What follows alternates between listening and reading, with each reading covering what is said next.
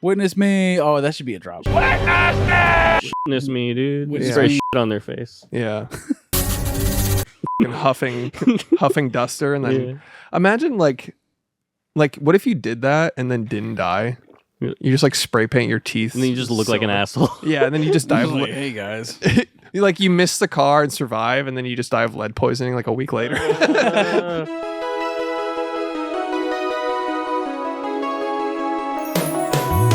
Every fucking week, new movies get released. How does anyone ever see these? There are too many movies. Welcome to There Are So Many Movies, family. Hello. This week on There Are So Many Movies, we're talking about Furiosa, a Mad Max Saga.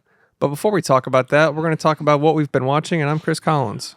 You're fucking Chris Collins, man. Whenever you get a chance. Where's the thing? Oh, it's moved over there. There it is. There you go. And I'm Josh Rodriguez, Film School University. I wasn't very enthusiastic. Yeah, he hasn't cracked his Zoe yet. Well, he's cracked it. He I've cracked it. hasn't kicked in yet. Wow. It's Bean not hasn't kicked in. yet. I'm proletarian, Josh. Okay. Pro what? Like a Russian? No, wait. What do they call them? Did you say pro-libertarian? Proletarian? Proletariat? Like the common people? Praetorian. That's what I Oh, meant. Praetorian. What is Oh, okay. Praetorian, Josh. Okay, from Mad Max. I'm Alex, MTV Best Kiss Award winner, Wilson. Nice. A lot of people don't know that. And we'll cut to the footage. I saw that the other day and I laughed really hard. Yeah, before we talk about anything, though, $5 a month on Patreon if you want to support your local on-the-internet podcast. And you get a bonus episode a week. You get access to Discord. We'll jack you off. That's, Movie episode a month? What if we had like a $5 tier and then we just had like a $1 million tier where it's just We do. We have. It's been standing. It's a standing invitation. $1 million tier? Yeah. You get jerked off by the boys. Ooh, I'd do it. Jerked by the boys. That's the one. That's the one thing. We're literally just prostituting ourselves on Patreon. For $333,000, I would do it. I would do it. More than I make in a fucking year. Of course I'd do that. I would do that. Yeah, Yeah. 100%. Yeah. We'll all just get Yeah. 1 ball, 2 ball, and then you got to take the shaft. Yeah, you gotta. I'm the pro. I am the. Do you know my way around? Give him a blue shaft? chew and Yeah. Yeah. Get her done, dude. Yeah. For three. Yeah. go to work. Yeah. It ain't much, but it's honest work, dude. Yeah. Anyways, that's a tier on the Patreon. If you want to do that, we're literally just prostitutes on Patreon. We're violating the terms of service, and don't tell them. Don't let them know. Yeah. We'll just call it something else. A fucking massage. Whatever. Yeah. It is you're paying for a date. Mm-hmm. A date with the boys, Mm-hmm. which can mean lots of things. There's like 10 quotation marks. Yeah. Date with the boys featuring a massage. For 1,000,000 roses. Yeah. So anyways, yeah, $5 a month for that. Did you know that they have ball massages in Japan? I saw a guy who posted like an "Am I the asshole" thing on Reddit where he's like, "I got my balls massaged in Japan. My girlfriend's really mad at me." Like, are we not sex positive? Yeah. Are we not sex worker positive? Or that's just, like honest work. Yeah. Yeah, An honest day's working living. with your hands, but you don't even do that, do you? Yeah, His balls were sore. yeah. They were really sore after that, according to what I read. Dude, they have fucking panty vending machines in Japan. That's crazy. Yeah. You're like, that's crazy. You're booking a ticket. I knew right? that You're like, I definitely didn't know that. Fucking wild. for all the times they shit their pants. Yeah, totally. That's why. That's why they need it. Well, they don't have toilet paper there. Bidets, dude. B-days. Anyways, yeah, $5 a month on Patreon. Yeah. That's how you do it. Yeah. $5, access to Discord and watch parties and fun things. Support your local on the internet podcast. That's what we do this for. It's what I live for. It's what I live for. So what have you guys been watching? I started off last week. I'll do Alex, how about you? A bunch of shit. I'll say that right now. Kick it off, buddy. I'd like to start out with a movie I couldn't even get through. This is another movie you couldn't get through. I watched the first third of Salo, or 120 Days of Sodom. Dude, thank you. I wanted to... Shouts to Doom Guy. He loves this movie for whatever reason. I think it's just a fucking... It's like a meme to like... Oh, Here's the okay. thing. People, I thought he liked the movie. But... people... Okay, I'm going to start this out by saying, I get it. I get it. Is it just like a Serbian film, that type of thing? It's basically like it's a critique of Italian fascism at the end of World War II and a critique of unchecked power and what that does to a person. It's an excuse to be the most fucking libertine, piece of shit person and film just nonsense. Sure, some parts look pretty and the production design's great.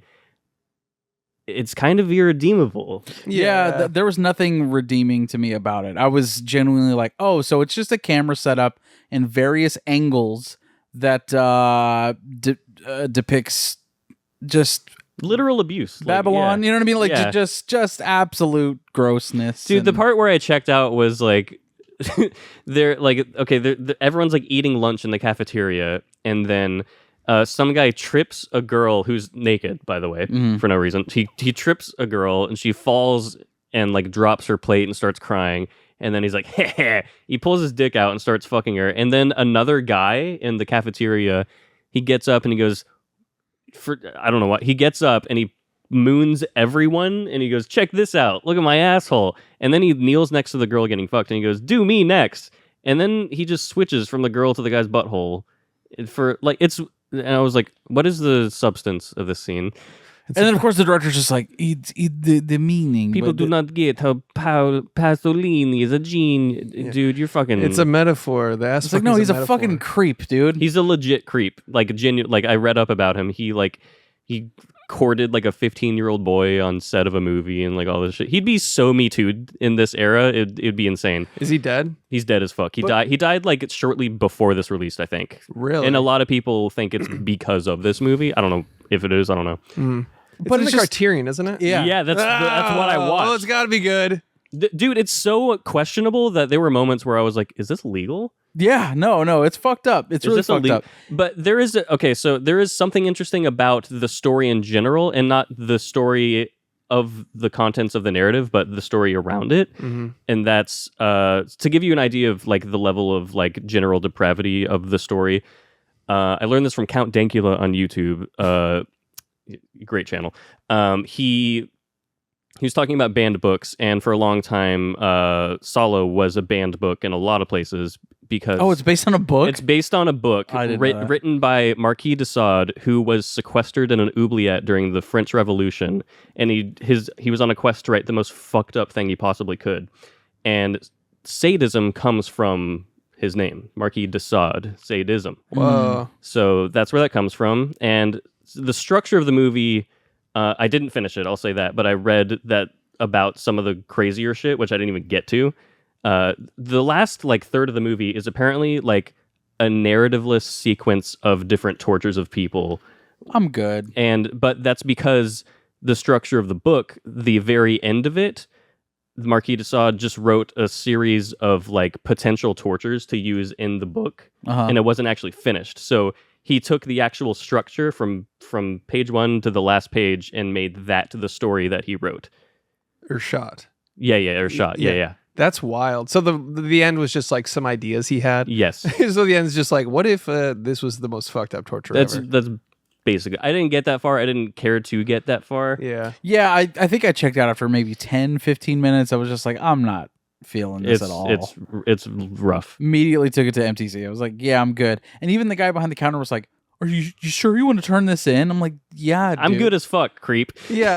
I'm fucking all set, buddy. You keep that one for Yeah. sure. Give me my $5. There are people that are going to argue that it has substance, and I think in terms of like the story of film as a history, it does. But Yeah. the contents of the film, I could give a fuck. Yeah. No, it's just brutal and Just awful. shock. Yeah. The It's substance legit, is shock, yeah. which is like, is that A a Serbian substance? film is genuinely more of a movie than this. Yeah. Like- Yeah, I mean, but you can do a movie like Old Boy or Serbian Film or Come and See, even though I have my issues with that, where Yeah. to show fucked up things without like, well, Come and See is a bad example, I guess. But yeah, the thing about it being in the Criterion, it having such like a reputation, Yeah. it's like, well, you have to think this is good. Where it's like, actually, Do I? this is, Shit. yeah, it's fucked actual up. shit. Yeah, it's I don't want to watch this for enjoyment. No, thank you. Yeah. But some people in New York, But thought not it all did. film should be enjoyed. It should be a lesson that is taught as a fucking. I don't know. I'm glad it does exist. Sure. Like I wouldn't watch this, but I'm glad in like film's history that it's allowed to exist. 100%. It should be an archive, Yeah. in the archives as a film that is important for Yeah. XYZ. Yeah. Absolutely. But as to enjoy films. You know what I mean? It's like I want to watch Bad Boys 2. You know what I'm saying? Exactly. Yeah. Yeah. There's some bad boys in this movie, let me tell you. I Day one of film school, they're like, today we're watching Salo. And then you graduate. Yeah. Dude, it's You cringe. did I couldn't get through it. Yeah. I was not a fan. Next up, another movie that's kind of a piece of shit, Hellboy. Really? The first Hellboy? The first Guillermo del Hellboy. Toro? Ooh. Here's the thing. Okay. I like this movie. Strong words. I have this problem with Guillermo del Toro in general, where his pacing kind of sucks a lot of the time. Not quite my tempo. He has I don't know what it is about. I love him. I'll say that. I love his monster designs. I love how he's willing to go into the fantastical for his movies and all that shit. Blah blah blah. There's something about his pacing in a lot of movies is I don't know if he lingers on a shot too long or if he has shots that are just kind of pointless. Or this also had semi-Marvel-ish humor if you go back and watch it. Yeah. What you looking at, John? No. Nothing. I don't know. It's odd because I love the comics and tonally they're pretty different. But it's still a good time. I don't know how I feel about it. It's so weird. It's exactly a 2.5 out of 5 for me. It feels like going back to watch X-Men 2 or The Last Stand. It just has that sort of pacing, but it's of that era where it's early 2000s superhero movie. It's very Underworld. Daredevil, Underworld. You know what I mean? It just has that sort of quality to it that it makes sense to me why it wouldn't hold up. But then again, it's you have to give Guillermo that grace of being a visionary director. Yes. Because maybe everything that came after that was influenced by him, maybe. So now you've seen a bunch of shit that you're like, oh, this is just the new Marvel shit. Yeah. But maybe that was kind of But the effects are rough. are a bit rough. The makeup and designs and stuff are cool as shit. Yeah. Those are taken straight from the comics. A good and those blend. Are awesome. Yeah. But the special effects are not great, but the makeup and shit is great. For the time it's probably fucking amazing. I remember watching it and being like, holy fucking shit when Of I was a course, kid. of course. Doesn't really hold up. Didn't they make 3 of those? They Two. made 2, and then David Harbour was in a reboot, which I have not seen. Terrible. I've heard awful. bad things. Fucking horrendous. So bad. Yeah, So bad. Never seen it. You know what it reminds me of is, did you ever watch League of Extraordinary Gentlemen from Yes. that same era? I Yep. loved that movie. Sean Connery. Sean Yeah, Connery. and that is probably another one that is the exact same in terms of this doesn't hold up at all. You're absolutely right. Yeah. It's in that same vein for Yeah. sure. For the longest time, I confused League of Extraordinary Gentlemen with Mystery Men. Oh yes, Nice. Those two movies have like similar vibes, just like a rat pack of superheroes. Like yeah. there's I the don't- fork guy. yeah, Fucking- just a fork guy. Like I don't even remember what League of Extraordinary Gentlemen was about. Was it a serious movie? Yeah. It was See, it was like Dorian Gray and fucking John Wilkes Booth or some shit. I don't know. What? It was crazy. The guy that killed Lincoln? Yeah. He's like a superhero? I don't think he's actually in it. I'm just trying to think of crazy ideas. For him to, yeah. But you yeah. go in the theater. Yeah. Based on a graphic novel for sure, but it's Yeah. about it's a league of superheroes basically. Huh. The But they're- idea is cool. But it's in I think it's like World War II I don't even era. remember. Yeah, somewhere around there. Some shit where it's like they're experimenting on people. That's why they have special powers. And one of them is like a big muscly dude. He's like a doctor. It's Dr. Jekyll and Mr. Oh Hyde. yes. But when he's when he's Mr. Hyde, he's like this giant fucking Bane like creature monster. It's pretty fucking cool. Yeah. Cool ideas. It's like using fables and turning them into superheroes. Yeah. I see. Kind of like Fables by Bill Willingham, a great comic. Anyways, what else have you been watching? Next up, I got another disappointment. This has been a big disappointment week. Milf Manor Season 2. They took out one of my favorite narrative mechanics of Milf Manor Season 1, which is they have everyone else's son on the show, and it creates it's perfect Yeah, for there's drama. like father-son dynamic, like fighting for a MILF, right? Right. So that was season 1? That was season I 1. saw a trailer for this. I didn't watch MILF Manor. Season by 1 the of way. Milf Manor is one of the most genius reality show ideas I've ever seen in my life. It breeds drama and Yeah. conflict. It's hilarious. That is insane. So season 2, they're not their sons. Oh no. So what's the point? They're just a bunch of hot people? just ruining the incestual magic that was developed in season 1. What channel is this What are we on? doing? I don't know. I watched it on Max. You I don't know. Probably the Learning Channel. That's the craziest shit. Like, can you imagine, like, you see the concepts, like, producers think of this and pitch this. Yeah. Geniuses. Like, Business ideas. Yeah. Literally just guys that are like, what if we just Brought in the family, man, and made them fight over a hot girl. What about the broccoli haircut guys on an island? Fuckboy Island, dude. Yeah. Let's do it. Yeah. Insane. So season 2, not so good. It's not. It doesn't have the same magic as Milf Manor season 1. I'll say that. I saw some ads for that when I was watching Tubi, I think. Oh, I'm not familiar with ads. I can't relate. I'm sorry. Okay. All right. RodneyShGamblingWebsite.com, Look, where you watch a theater cam. Fuck look, you. It's great. You get people walking up and getting popcorn. I'm like, come on. I'm like on my iPad, like, get out of the way. Sit down. shh. I'm like, Yeah, dude. Fuck. Yeah. That's okay. Well, Milf Manor. lost the magic. I don't know what to tell you. What else? That's it. That's it for you. That's all I got. I finished the Stormlight Archive. I'll say that. I'm caught up. I'm ready for December. Nice. All right. I'll kick it off real quick, or I'll follow up with Kingdom of the Planet of the Apes. So this is the new Planet of the Apes movie that just came out. Really solid movie, man. I get why people were really into it.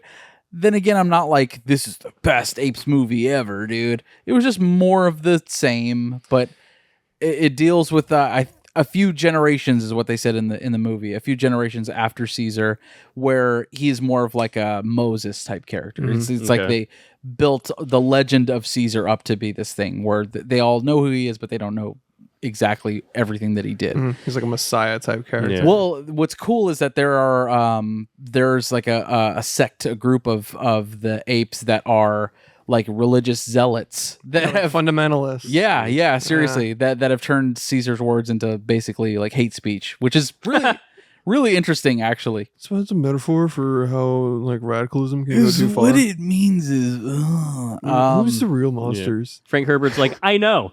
I did that with people. I did it, dude. And then all the humans are big dumb idiots that can't talk or anything. So it's pretty cool, actually. I thought it was really distracting how beautiful like the main woman is. Yeah, she'd be covered in shit. Yeah. Yeah. Yeah, she's supposed to be like a Neanderthal with one big eyebrow, but yeah, she's like, but yet she's like a model. I bet. Yeah, like her name should be like Uma or like Uga. Ooga ooga. Ooga booga. Yeah. I'm Ooga Booga. This is my wife Ooga Booga. Yeah. But she's fucking beautiful. Yeah, just of has course. dirt on her face. You know what I mean? Yeah, they just did like 2 smudge marks, and they're like, "We'll call it a day. Yeah. You're a cave woman now." Yeah, you're the fucking worst sect of human being. You know what I mean? Yeah. Yeah, phase 1 of humanity looks like that. Yeah. She looks like Okay. she's in the lingerie bowl with just like the. Yeah, seriously. So that was a little distracting, but overall a good movie. Like a solid 3 out of 5. Like just good, fun. Sounds skippable to me. Yeah. It's the start of a new trilogy, right? I liked the trilogy enough, so not skippable for me. Obviously, I watched it. Yeah. I don't think you'd like it very much. Now, see, like was fine. when we did the last couple, or when we did Dawn, and then I watched Rise, I was still riding like, well, I'm gonna keep it going because I always like once you get in the flow of like a series of movies, you're like, I'm gonna watch the next one, the next one, the next one, and that has faded, and now I just don't care. Yeah. Like and then this is the start of another trilogy. Double don't care.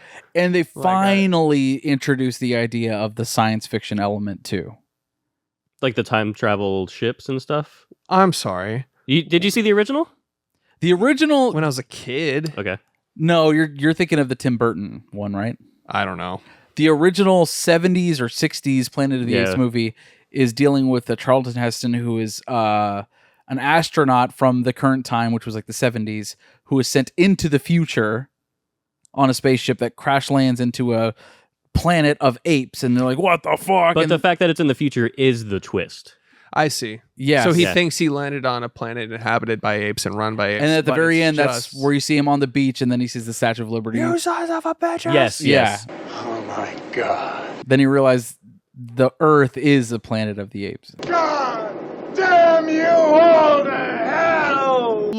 To be fair, that would have fucked my goddamn head up if I was Yeah. if I was in that era. And Dude, I'm in like, the holy seven- fucking shit. Yeah, it's like you when you read like a Twist in a Goosebumps Yes. novel, just be like, are they allowed to do this? Yes. Yeah. Dude, you know what's crazy? I got a Kindle and I was like, you know what? I looked up Goosebumps on my Kindle and I was like, I could get all of these. Do it, Just dude. on my fingers. Yeah. The power of the sun at my fingertips. You know what? I'm going to do it. Yeah. It's By the way, that one in particular, I found it. It's Shocker on Shock Street. If you haven't read Oh, it, I love dude, that one fucked my head up as a kid so hard. Somewhere in the back of my brain, like a neuron. It's like the big old praying mantis. Yes, that's exactly it. Oh, I love that shit, dude. Dude, every time I see a Goosebumps art, I can like... It's so... I get like warm. It's like I did heroin. Yeah, it's like I'm in the book fair. Yeah. Mine is the choose your own ending one with the robot. That's like, yeah. that one. Oh man, Mine, the one that I always default to is the kid with the wearing the mask. Like it looks like the Green Goblin. Yeah. That's like the first, like That's Goosebumps one of the number first, one. yeah. Yeah. That's the one, the quintessential That's a one. classic. They're all classic. Based on Halloween Part 3. All right, just saying, it's the same concept. Anyways, Kingdom of the Apes. It was fine, good, whatever. Just go see it if you like apes. Alternatively, I also watched The Guilty. Now, this was a Netflix original directed by Anton Fuqua, starring Jake Gyllenhaal, written by Nicolata Pizza. Ooh. Didn't we do an episode on this? No. Did we? Oh, You watched it, though. Yeah. I remember you watched it, and I think you were kind of like so-so on it, right? It's fine.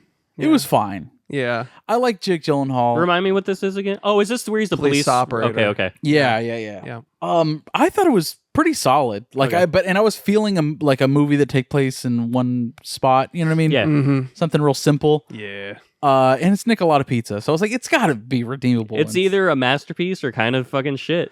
Yeah. It's right in the middle of that. middle. You know what I mean? It has his sort of red-pilled undertones. 100%. A little bit, yeah. And But a good movie. Jake Gyllenhaal's great. I like watching him act. He's just really good. Yeah. It's just a fucking watchable movie. Yeah, it's fine. Just another one that's fine. All right. I'm going to say it. You know what? I'm about to say it. The Kingdom, 2007. Is this the war movie? Directed by Peter Berg, starring Jamie Foxx, Jennifer Gardner, Jason Bateman, Richard Jenkins, and Chris Cooper. Produced by Michael Mann. I don't have any knowledge of this movie. I don't think. I vaguely have a knowledge of it. This is a fucking banger, dude. Really? A fucking banger, You know, dude. war shit. I'm gonna get in there. Dude, it's like Diet Zero Dark 30, but also with like a Michael Mann Okay. cool That as sounds shit fucking hard as element shit, to it. Yeah. I can't recommend this enough, dude. Okay. All right. I loved this movie. Like, we should watch the trailer because somebody at work recommended it to me, and I was like, all right, yeah, sure, I'll look at it. When I watched the trailer, I was like, this feels like a Michael Mann movie. What the fuck? And then 2 minutes into it, it's like produced by Michael Mann. I was like, all right, dude. You're like nailed it. I'm thinking I'm back. You know what I mean?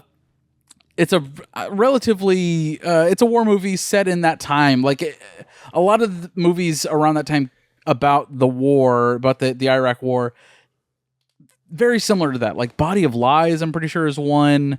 I'm blanking right now, but just a lot of the movies around that same time have the same kind of feel to it. It's like Traffic meets the Iraq war. Yeah. Right? Yeah. This one was Who the real monsters? Yeah. Shit. Dude, it's so fucking good though, man. Okay. And Peter Berg is a low-key really good director. Is he RoboCop?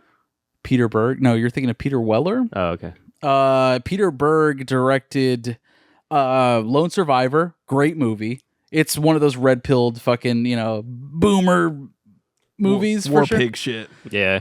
But a good movie. Yeah. Undoubtedly a good movie. He also did The Rundown, which is one of my favorite action comedies. It was a great movie. He's fucking really good. He's also in the movie Corky Romano. He's one of the brothers. Now we're talking. One of Chris- Oh, now I immediately know who you're talking about. Actually. Now I will check this out. One of Chris's favorite movies. It's a good comedy. Right there. But for real, man, The Kingdom is a fucking great. It's just basically a CIA squad, a suicide squad, if you will. What, we some kind of suicide squad? Whoa. They are trying to investigate a bombing in. Just fucking watch it. Yeah, you had me at CIA. It's takes place in Saudi Arabia, and fucking Jason Bateman is awesome in this movie. Also, Jamie Foxx. Saudi Arabia? Yeah. Okay. What? You said Iraq War. I was like, I just mean during that time, I see. post 9/11, there are a lot of war movies that kind of have that same Middle East kind of feel to it. Yeah, just sand everywhere. I don't know countries, man. I'm sorry. Yeah, I mean, But There's U.S. and then the rest. Yeah. It takes place in the Kingdom of Saudi Arabia. Okay, gotcha. But Jason Bateman is a fucking asshole in this movie, but like perfect. And you want to do your Jason Bateman? I know you love doing it. Guys, we really gotta stop this war. I'm really not gonna be honest here. It's like he's here. Yeah, that's terrible. It's terrible. Hi, I like. Yeah. Quick powwow, guys. We need to stop this Iraq war. The CIA needs to stop doing fucked up shit. Not doing that. Chris's perfect impression. Perfect. I mean, it's. I like it. I think It is him. Yeah, I mean, I've been working on it for years. And then, did you guys know he directs movies? Yeah. You did know that? Yeah, he directed most of Ozark. Oh shit! I didn't know that. Yeah. He also directed a movie called Bad Words from 2013. Oh, I saw that. Directed and starring Jason Bateman, also Katherine Hahn, who is fucking hilarious, and Allison Janney. It's about this older dude that basically skirts around the rules of a spelling bee and is infiltrating and winning the prize money of a children's spelling bee. It's pretty funny if I remember it right. It's fucking really good, dude. That's funny. It's really, really good. He's a piece of shit in that too. Like, he's just a really good sarcastic asshole. Smarmy, yeah. One of my favorite roles he's played was the FBI agent in Paul. No, they're mine, damn it. I'm going to finish this once and for all. Too late, Zoil. I'm bringing in the big gun. Boring conversation anyway. Oh my god, yes. I don't remember him in that. I mean, he was the serious, like, gonna get it done FBI agent, and like the people under him were Bill Hader and that one guy from Superbad. Uh-huh. The one you remember the I think it's I Love You Man, where he's like, here we go, come on, push it out. Everything you got! Everything you got! Everything you got! So it's Bill Hader and that guy are like the dunces of the FBI, and then Jason Bateman is like, what the fuck are you guys doing? You know, like, he'll roll up on them like playing tag with their guns and stuff, and then he'd be like, where is the alien? They're like, fuck. Like, just a good asshole. He plays a really good snarky asshole. That movie's forgotten and it needs to not be. I know, it's really funny. Yeah. I rewatched it recently. Kristen Wiig. Oh yeah. I haven't seen it since it first came out. It's been a while for me. We saw it in theaters together, Yeah, all of yeah. us, and then I haven't seen it since. Dude, it's like every time someone sees Paul, they just pass out. Yeah. like what? Yeah, there's boom. Like every time he's like, yeah, I'm used to that. Yeah. Huh. It's a solid movie. I rewatched it recently. But Jason Bateman, yeah. Jason Bateman's great, but Bad Words is really funny, really good with him in it. But definitely watch The Kingdom, dude. I was like, how the fuck is this movie so good and I've never heard of it before? Oh yeah. I'm gonna check that out for sure. Starring Jamie Foxx. It's really good and he's great in it. Hell yeah. Shouts to that. That's it for me. I'll start with did I talk about Peanut Butter Falcon? No. It's great. Is it? Oh yeah. It is wholesome as fuck. Shia LaBeouf, right? Shia LaBeouf, and he's fucking phenomenal. I mean, he's a really good actor, man. Despite all the bad shit surrounding him, you know what I mean? But it kills dogs, right? And that's a rumor. There's no fucking way he was killing dogs like American Psycho style, like feeding cats to ATMs to be a method actor. He did like cut his face into a bunch of crazy shit, and he also like ripped a tooth out for Fury. Oh, Fury, yeah. And I think that's the same movie he cut his face on. Yeah. And got a full body tat for a movie that he was in for 5 minutes. Yeah, the tax Father collector. Pedro or whatever. No. That's the religious movie. No, he got a tattoo for the tax collector. The Tax Collector, a movie he was in for approximately 3 minutes. Yeah, but he was even good in that. And what was his name? Smokey or fucking like I don't know. Something. Yeah, some foo. Some foo, dude. Yeah, but Peanut Butter Falcon's amazing. But it's like it's almost like a. It felt so very like Huckleberry Finn, where it's like a guy like a running away, traveling, befriends some people, and then it's kind of based around. It seems like it's like inspired by that. Okay, but it is a damn good movie, and he basically someone with Down syndrome escapes a facility that they're staying at, like the state has put him in like a facility, and at the same time Shia LaBeouf is hitchhiking to get away from some crimes he committed, and so they meet up on the road, and it starts as the usual like, no, you can't come with me thing, and then it's so fucking good. Becomes Of Mice and Men, basically. It's so good. That's cool. Like a tearjerker, wholesome. It's like it's almost quintessential indie movie, but Shia is so goddamn good that you just kind of are. I don't know. I'm a Shia stan. No, I get it. Me too. Where did you watch it? I think Netflix. Hell yeah. Yeah. Okay. But you know, I always think of when I think of Shia. Remember that Dave Chappelle meme that's going around where he's like, I don't think he did it. But you know what? Even if he did do it, you know what I mean? It's I don't know, art from the artist. Shia LaBeouf apologists. Art from the artist. Wait, what is he accused of? I don't know. A lot of abuse of his partners, sexual, physical. He's crazy. It was only one partner, right?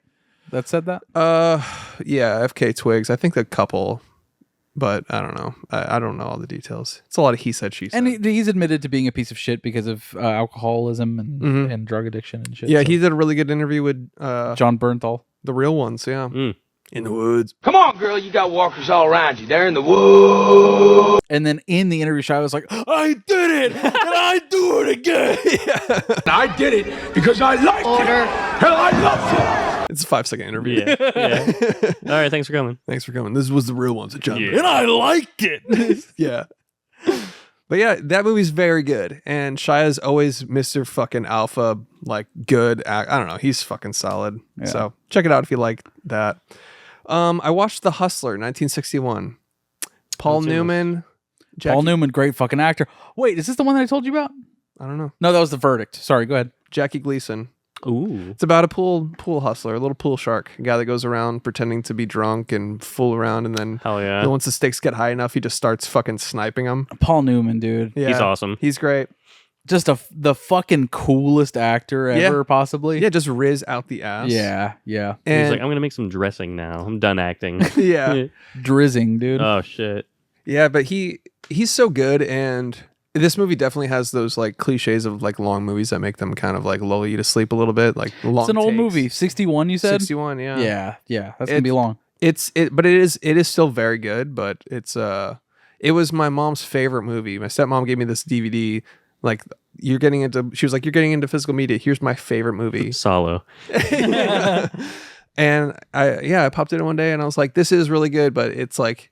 It's one of those things where it's just not your speed, you know? Yeah, no, I get it. It's like my brain is so modern filmmaking pilled that I can't you're like watching a play sometimes. I'm telling you, man, watch The Verdict, dude. Okay. That's another Paul Newman one I just talked about where he's like a shitty lawyer. Yeah. I remember fucking really good, dude. Yeah. But it's about a pool shark and it's good. Check it out if you like older movies, I would say, but I like older movies. I thought I would get like more of like a sort of like classic film. No, like a Matchstick Men, like con artist, okay. con artist thriller. Yeah, sort of. Ever heard of a line? Hey, have you ever been dragged to the sidewalk and beat until you pissed blood? And it's mostly about like how pathetic and like the downfall of man, like how he's like subject to his alcoholism and a bunch of other shit. So it's the uncut gems of pool. Yeah, kinda of billiards. Wins a lot, loses a lot. Wins a lot, loses a lot. It's kind of like that. Yeah, but it's solid. It's fine. But I watched that. I was on my classic film shit. Nice. You should check out Silent Film by Mel Brooks. It's got Paul Newman and James Caan. Nice. I watched Under the Bridge, all of it. I'll just say it's solid. Go check it out. Okay. It dragged a little bit towards the middle. A little bit. And I really fucking hated the writer. Oh, yeah. The character. Yeah, no, she is deplorable as fuck. I agree. She's terrible. But it's a great show. It was pretty solid, yeah. I hate when you're in the middle of a story. Every fucking new show does this. You're in the middle of a story and they're like, how about a full flashback episode? Oh my God. Yeah. I fucking hate that. Right in the middle of the arc. Yeah. It's like a formula that they do. They're like, all right, we got an order for 8 episodes.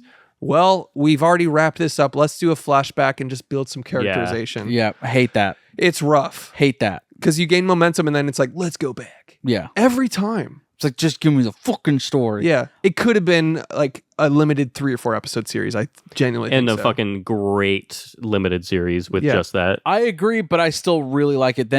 I still haven't watched the last episode. I'm waiting for Carly. Oh, okay. Yeah, it's solid. It's on Hulu. Check it out. Crash. I watched Crash. That is the horniest thing I've ever seen. I need to watch this. There's pornos that are less horny than the movie Crash. This is David Cronenberg's Crash. Yes. To be fair, not the not the masterpiece with Ludacris. Yeah. Yeah. Not the social commentary masterpiece of Crash. Oh, he's black. What if all their That's the whole point. Yeah. What if their prejudices all cross in some sort of event? I don't know, like a car crash. Oh shit. They're forced to interact. His hand is on fire as he's writing. Typewriter. Cling. Racism question mark? Old guy shits self. So how was Crash by David Cronenberg? Probably my favorite Cronenberg now. It's so fucking hard, right? It is.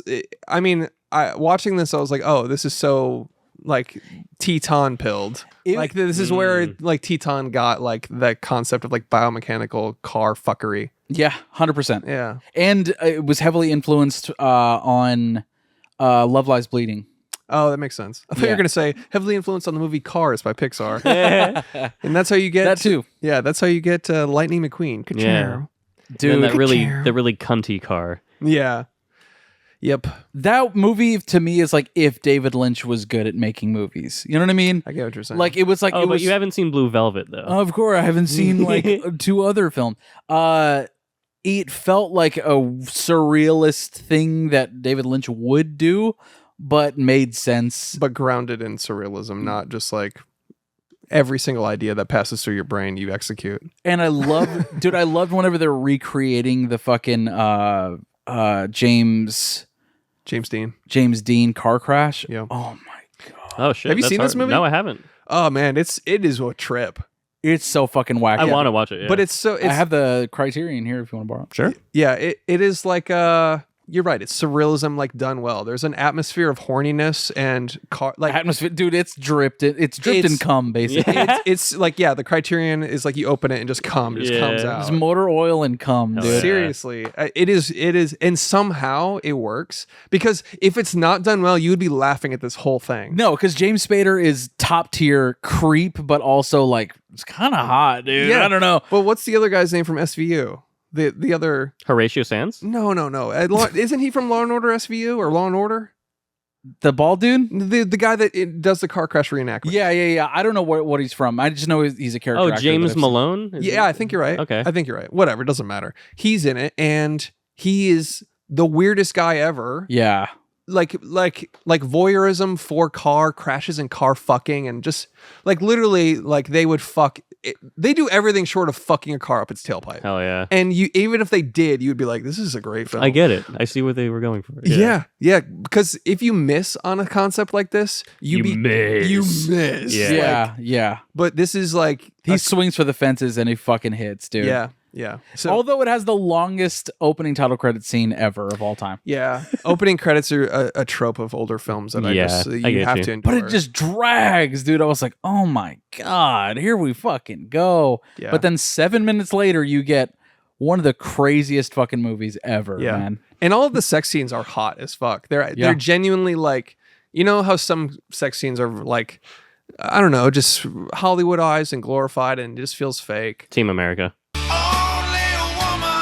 This is just fucking, dude. Yeah. It's not done as well as MacGruber's sex scene. We'll cut to a clip. Then immediately after, I gotta go. It's one of the funniest. So fucking funny. But when you said this one swings for the fences and nails it, I pictured Babe Ruth calling a shot in the World Series and then hitting the catcher in the back of the head on accident. Oh shit!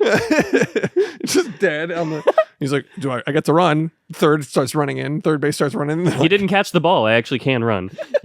And then the third base starts running in, and as the catcher's getting up, he gets hit with the ball. He's like, everyone's dead. It's a Mel Brooks scene. Yeah. But yeah, man, Crash is great. I'm glad you liked it. I'm glad because it could go either way. If you're in a bad mood and you watch that, you're like, "What the fuck is this?" Yeah, I was dialed the fuck in when I watched it. Yeah, and I'm so glad I was. It's great film. I need to watch more of his filmography because I've only seen a couple things, but I enjoy it. Well, that made me watch History of Violence after I'd seen it in the theater. And I was like, I don't like this one, dude. You didn't like History of Violence? I didn't like History of Violence. Oh, I thought we talked about it and you liked that movie. I did when I was a kid, when I first saw it. When you first saw History of Violence, you liked it? Yes. When you watched it recently, I rewatched it after Crash and I was like, yeah, this just didn't hit for me. Well, it's the least Cronenberg film he's done. There's no horniness and biomechanical body horror Eastern shit. Promises is my favorite. That's the one I was trying to think Wait a second. Eastern Promises is Viggo as the Russian. I always fucking confuse these. History of Violence is Vigo as like he works at a diner and he fucking kills a guy. And then he ends up on the news. Cronenberg did that? Yeah. I thought he did Eastern Promises. And Eastern Promises. What the fuck is going on in my head right now? I don't know. Yeah, I don't know. Drugs? How about you? I don't know. I don't know. No, like I confuse those movies all the time, and that's just weird. Same director. That's weird. And they both have Vigo. Okay, so because even when you were saying this just now that you didn't like History of Violence, I was thinking of Eastern Promises. That's a banger. Oh, fucking awesome. Okay. Loved Eastern Promises is my favorite Cronenberg. Okay. And then followed by Crash. Okay. Yes. History of Violence is above the Bone Chairs. Ready? Which one is that one? Oh, the one we did an episode on. The one he remade of his own movie. Oh, he Zack Snydered himself. The one with the like surgery. Yeah. Surgery's the new sex and fucking surgery's the new sex. It made the guy puke in the screening. Yeah. Fuck my scalpel.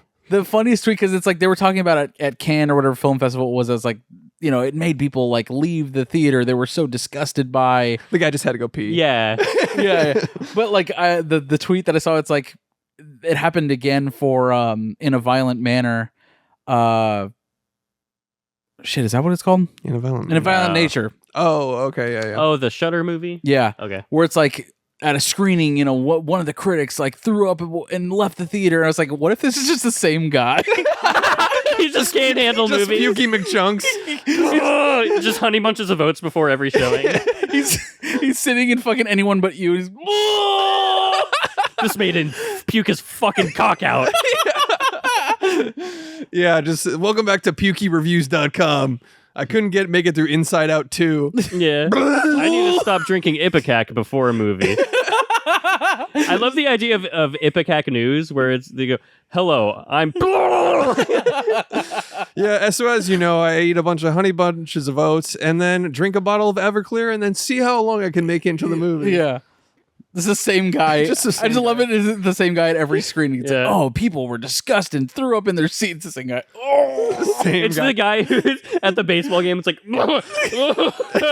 he's coughing puke. Yeah. Just spring up. He thinks he's being so smooth is the funniest fucking thing. Yeah. He's like, it's dripping down his shorts. He literally thinks he's like, and he's like. It's like spraying up the side. Fuck, dude. It's the same guy. It's probably the same guy ever since The Passion of the Christ. The Passion of the Christ had like the first news headline that was like, people are puking and passing out. Yeah. And it's just that same guy. He became a critic that year. Yeah, like that was his first movie, and he's like, I gotta keep doing this. He's just doing the longest bit ever. What if he's with no credit? With no credit. He's the critic that was like a flushing toilet and Psycho. Dude, that's fucking Willy Waffles. Dude. Yeah, dude. Willy Pukels, man. Hell yeah. From wafflemovies.com. That's Willy Waffles. He's my hero, actually, Willy Waffles. He's pretty cool. Dude, I'm sorry to interrupt, man, but I forgot a huge one on my watch list. I watched In a Violent Nature. Oh, yeah. Holy fucking shit. Is this my favorite horror movie of the year? Whoa. Dude, I fucking I've heard love just mid things about this. What? Really? Yeah. Dude, okay, so this is I love the concept. It's a Cabin in the Woods movie, you know, that sort of thing. All from the perspective of the serial killer monster. Okay. Cool. And dude, I'm gonna watch it tonight. Is it on Shudder? Or is it only in theaters? Because I saw it is in theaters. It is exclusively in theaters. We have a link to watch it. Okay. Because we are fucking cool and shit. You know what I mean? We're exclusive motherfuckers. Film school people. We puke in screenings all the time. Fucking journalist pukes in his own house watching In a Violent Nature, dude. So it's all from the perspective. Puking into the Wolverine bucket. Into his mouth. And fuck. It's fine. It's just coffee. It's fine. It's fine. Just spill that on the power strip. It literally is. Oh, God. Hold on. It is exclusively in theaters now. Please watch it. It's fucking awesome. I can't think of another horror movie this year that has fucking hit me like that. It is gruesome as shit. Strangers, Chapter 1? Yeah, I know. Shit, my bad. No, it is just gruesome as fuck. The deaths are incredible. And it also removes the, like, Cabin in the Woods movie where it's like, oh, you have to care about all of these people. You know what I mean? It's just them taking them out. That's all it is. And like you hear all the dialogue perfectly fine, but it's like just him walking towards them basically the whole time. The movie opens, or his first shot of like the killer, it looks like a video game. Like you're playing a first person horror video game, and he's just walking through the forest, and you just hear like the people that he's about to kill. You just hear their dialogue as he's walking up closer to him. And it's just one of the coolest shots ever, and it just keeps changing scenery as he's walking further and further into the woods. I love it. He's like Dead by Daylight, where he's just like emoting on them. Dude, they're like doing circles around crates. He's like, God damn it, they're faster than me. God damn it, they shut the fucking wood panel on me. I'm And stunned now. Has one of the funniest deaths I've ever seen on film. All right, Just all right. I'm watching it tonight. Fucking great. Check it out. Look at In a me Violent taking Nature. recommendations. Look at me. I'm growing as a human. Yeah, so there you go. I'm gonna watch fucking The Kingdom. No, it took me a while because he trusts me now. Yeah, it's true, actually. But you can't just be any fucker that's like, hey, Chris, we'll watch Kingdom of the Planet of the Apes. He'll be like, fucking eat shit. Yeah, go fuck yourself, Fuck your normie. mother. I don't know who the fuck you are, stranger. Like, Chris, have you seen 2001? Eat shit. Fuck you. Also, yes, I have a tattoo. Yes, I did see that. I did see that. And fuck you, though. I saw it first and liked it more. I think the best bit I could do is get that exact same tattoo and tell everyone I like it. You have the opportunity to do the funniest thing imaginable. Anyways, fucking check that out. Sorry to interrupt your watch list, buddy. That's fine. I don't even remember what we were talking about. Crash, maybe? Oh, yeah, Crash. Oh, one thing about Crash I wanted to mention before we move on is there was an interview that showed up on my feed where it was David Cronenberg like press interview with James Spader. Is that his name? Yeah. Mm-hmm. Somebody in the crowd, The horniest dude alive. Yeah. He does appear to fuck. Yeah. Crash, sex, lies and videotape, and also That's what I was Boston fucking Legal. thinking of. Boston Legal. He's horny as shit in that. Yeah. The secretary. Oh, fuck. Maggie Gyllenhaal? Dude fucks. Yeah. James Spader looks like a guy that fucks. You know? Yeah. Blacklist. The blacklist. Yeah. I'm just kidding. I don't even. With More the like hat. The blacklist, you know? Yeah. Dude, he blacks him. He actually has a black dick, is the craziest thing about him. That's the twist in the show. Yeah, on like the 5th season, they reveal that. They're like, holy shit, on network television, a fucking black dick. Just full frontal. It's frostbite on his dick. It's just full white body and the black dick. He fell asleep on the top of Mount Everest with just his dick exposed. Out of the sleeping bag, just like in the wind. Anyways, yeah. So he was in an interview at a press tour, and someone asked like, so there's a lot of nudity in the film, and I just wanted to ask like, why no male full frontal? And then like he meant to ask it in sort of like you showed a lot of women, why don't you show the man? Why aren't you equal? That's the tone of the question. Yeah, of course. And Cronenberg leans forward and he's like, well, you know, and then James Spader just goes, I'll take that question. And then Cronenberg's like, he'll take it. And then James Spader goes, so when you're fucking, you don't see the dick. And then he just said that. That's hilarious. Yeah. That's also hard as fuck. Yeah. Yeah, that's great. Yeah, it's like a mic drop moment. Where It he just disappears. Like, yeah. Why is there no male frontal nudity? And was that an issue, and was that a contractual thing? No, I don't think it was ever a question, really. I mean... I can address that. He can address that. I think that has more to do with geography than anything else. In most of the scenes, we were fucking, and when you're fucking, you don't see the penis. And this is like in the 90s. When you're fucking, you don't see. You don't have a translucent pussy. Yeah, yeah. He literally said it like way more snobbery than I like. Demeaning. Yeah, he said it like, so they were fucking. Like he's never fucked. Yeah. Yeah. And when you fuck, you don't see a dick. That's awesome. That's awesome. Yeah, that is worth mentioning, but hell yeah. Crash is good. That's all good. Just a hell yeah moment. Yeah, certified hell yeah moment, dude. Shall we get into Furiosa? Yeah. Mad Max Oh Saga. shit, it's fucking Furiosa time, baby. Yeah. Witness me. Oh, that should be a drop. Shitness me, dude. Witness Spray me. shit on their face. Yeah. Fucking huffing duster, and then imagine like what if you did that and then didn't die? You just like spray paint your teeth. And then you just look like an asshole. Yeah, and then you just die. Like, hey guys. You miss the car and survive, and then you just die of lead poisoning like a week later.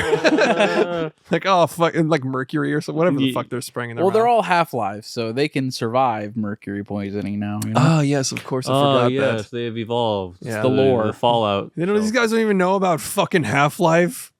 You know what's strange to me is that like he's trying to create a son that is like fully healthy and all this shit, but it's like all the war boys seem like normal boys. Yeah, they're all able-bodied as fuck. Yeah. It's like not all of them. Yeah, you're right. It's like only his son that is, or only his sons, his like direct bloodline. They're all fucking like. They're fucking idiots. They're what are they, like abominations? Yeah. What are they? What's the word? They're abominations of human beings. They're fucking decrepit individuals. Yeah. Well, yeah, they're like fucking conjoined twins or fucking Scrotus and Erectus. You know what I mean? Yeah. They're fucked up. Yeah. But everyone else seems fine. Just they rolled in some white as fuck. Yeah, they just rolled in some lie, and they're Yeah, but I guess they're not born of Immortan Joe, so that's why he's... Yeah, maybe you're the problem, Joe. Yeah, maybe adopt something. Maybe adopt, don't shop. Maybe you've got toxic cum, Joe. Yeah. What if they just called him Joe? Hey, Joe. Hey, Joe. Call me Immortan Joe, dude. It's Immortan fucking Joe, dude. God damn it, man. Ugh. First off, the original Immortan Joe passed away in 2020, so they have a different Immortan Joe. Yeah, he was quartered by cars. They had linked cars to his limbs, and they all drove away. Yeah, 100 miles an hour. He actually died in Fury Road. They filmed it practically. Yeah, he's a method actor, so he was like, "Just rip my face off." Played by Lackey Holm, who's also one of Dementus's like boys. He's Rizdale Pell, so he's the guy without the eye. Okay. So okay. That guy's also Immortan Joe. Shit. In this movie. Horde. Do you know that? That was pretty cool. Did not know that. Did you know? Did you know? Okay, I gotta get this out of the way first. I loved this movie a lot, and I think it's amazing. And the whole time I was just comparing it to Fury Road because that is something special. That is a special movie that really caught me by surprise. And I'm trying so hard to separate it in my mind, the two.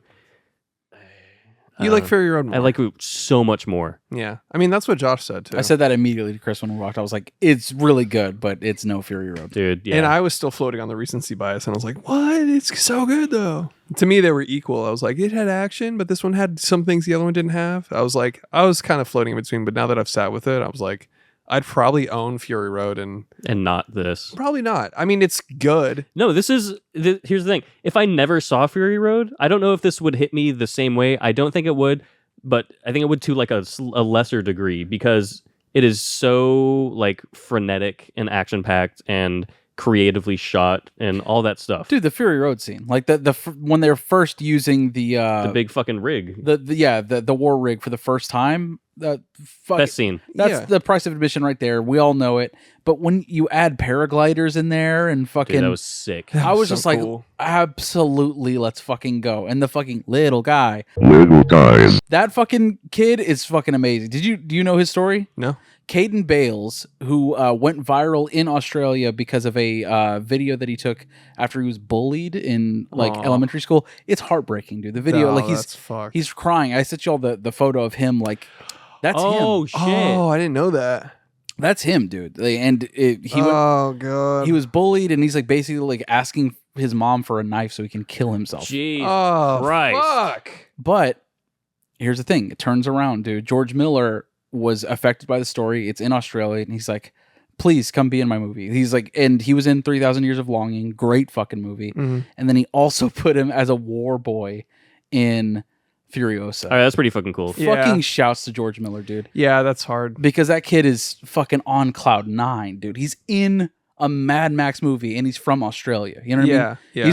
He's that's amazing, dude. Yeah. And one of the coolest fucking characters in this movie, like the little moments that he has where he's just like spraying the chrome on his hand. Yeah. Like, yeah. Is it time for the Bobby Knucka? You know, shit like that. Yeah. Not yet. Yeah. I fucking loved him in this movie, and just shouts to him, dude. Caden Bales. Yeah. Yeah, that's a great story. I mean, shout out to that. I mean, and shouts to George Miller just being about his town. You know what I'm saying? Yeah, he really is like... Dude is just about Australia. Yeah.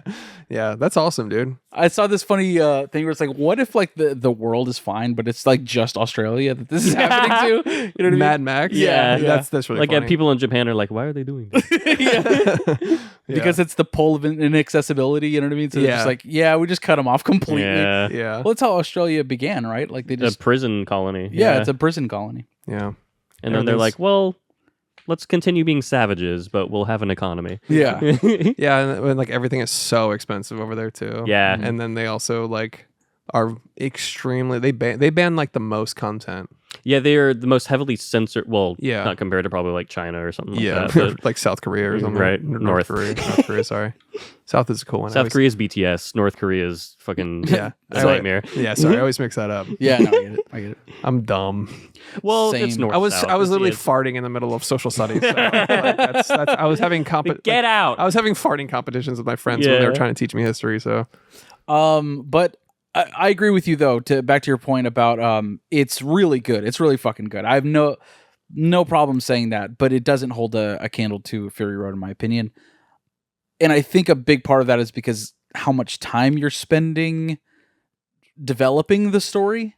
yeah, Fury Road is Fury like Road gets right into it. Fury Road, you don't know a fucking thing about anything, and it's the best shit ever. Yeah. yeah. But also, I think that was cooking in his head for what 20 years. Yeah, 15 years. It was cooking in his head. It plus like it does stuff with like it does more stuff creatively than I think Furiosa does. Like with the color palette for one thing, the fantastical creatures and the nightmare escape and shit. Yeah. The tornado next to fucking dude, it's fucking crazy.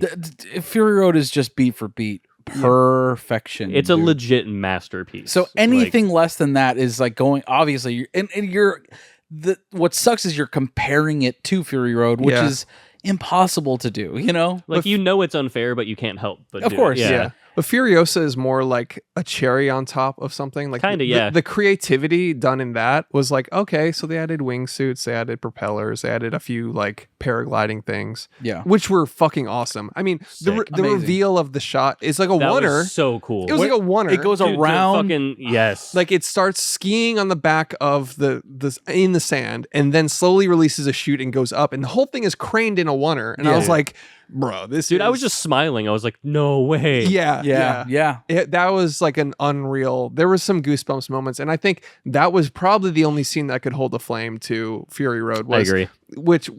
It was one of the first war rig scenes. When she's like under it, and she hasn't like revealed herself yet. Or No, you don't even That know was- until the bike goes under, and then all of the food and shit is coming out of the tailpipe that she like loaded up. Yeah. and her bike falls off or whatever, and Yeah. then one of the guys that like built the war rig is going down there to repair like some fuse hose or whatever. Yeah. But I love that when he realizes like, oh shit, it's her, or you know, this kid basically that isn't supposed to be here, and then hands her the hose like as he's Yeah. about to die. It's Yeah. just like, this is fucking hell yeah, dude. Yeah.